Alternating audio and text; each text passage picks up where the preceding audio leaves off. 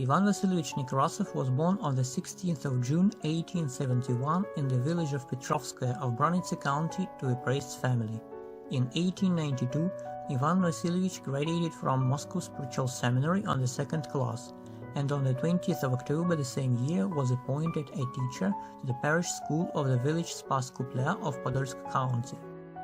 Ioann Vasilievich married a priest's daughter Anna Sergeyevna. On the 18th of August 1896 their son Dmitry was born, while on the 29th of September 1902 son Alexei was born. On the 16th of June 1895 Father Ioann was appointed a prior of the Church of Great Martyr Demetrius of Thessalonica in the town of Ruza. Since the 14th of February 1899 the priest was a clerk at Ruza department of Moscow Diocesan College Council, while from the 1st of September 1904 to the 1st of September 1906 he was a teacher of the law of God at a parish school in Ruza. In May 1902 the priest was awarded with a waistcloth, while in May 1906 with a valid skufia. Then, since the 24th of June 1906, Father Ioann was a supervisor of parish schools of Ruza County, while since the 14th of February 1907 he was an assistant of the head of the Brotherhood of St. Mary Magdalene in the town of Ruza. Moreover, since the 25th of March 1906 the priest served liturgies and had conversations with the prisoners of Ruza prison.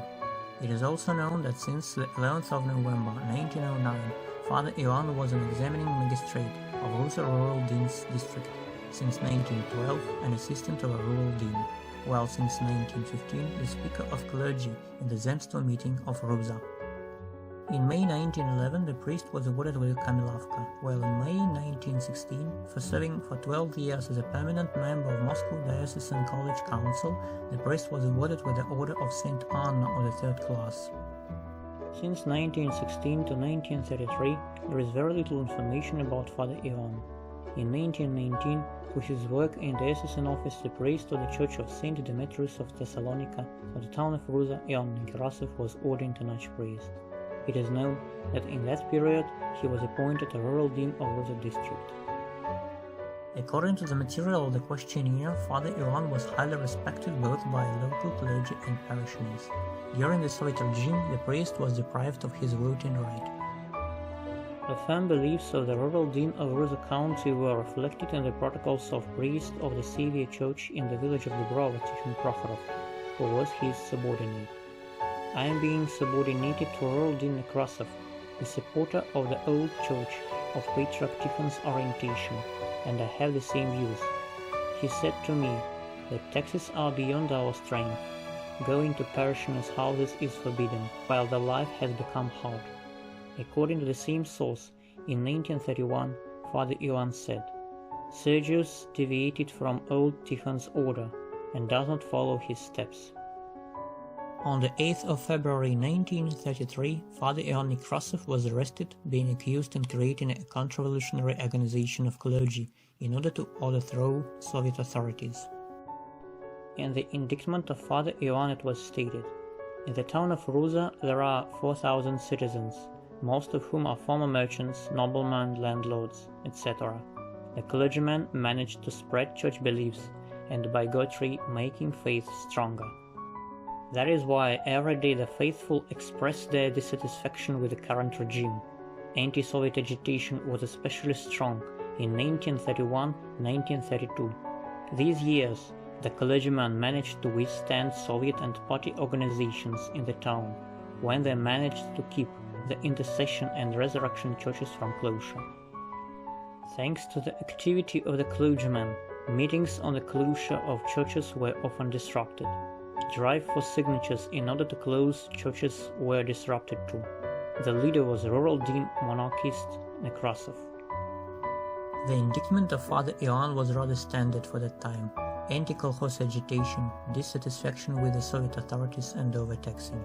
However, there were some differences.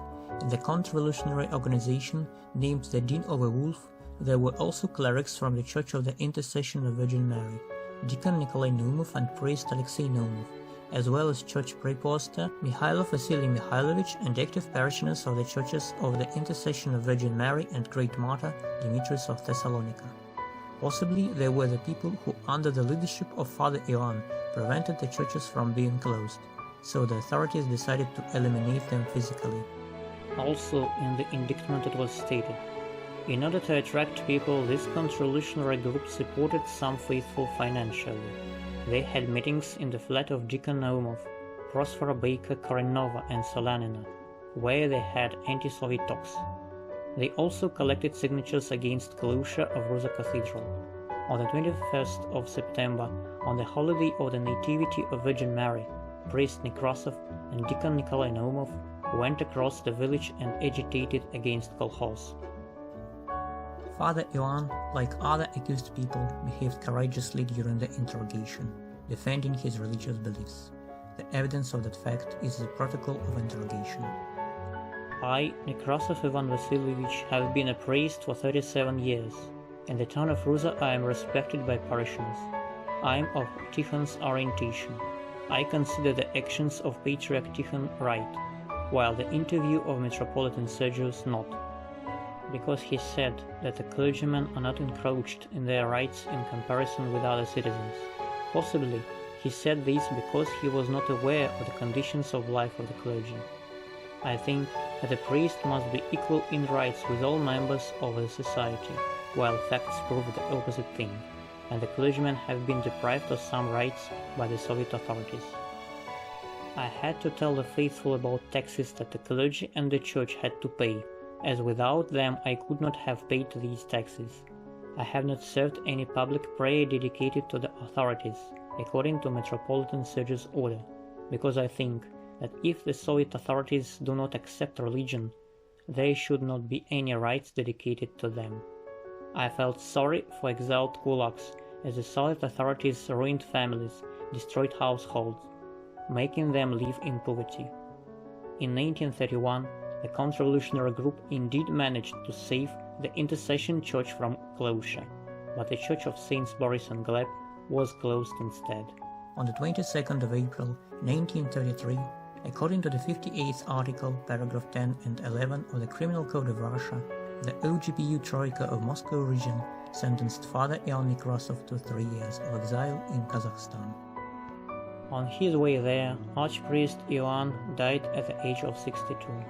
The exact place and date of his death are still unknown. The Church of Great Martyr Demetrius of Thessalonica was closed in 1937, while later there was a felt goods factory there. The belfry was firstly used as a jump tower, being destroyed later. The priest was rehabilitated on the 1st of November 1989. At present, the materials for canonization of Archpriest Ioann Vasilievich Nekrasov are being collected.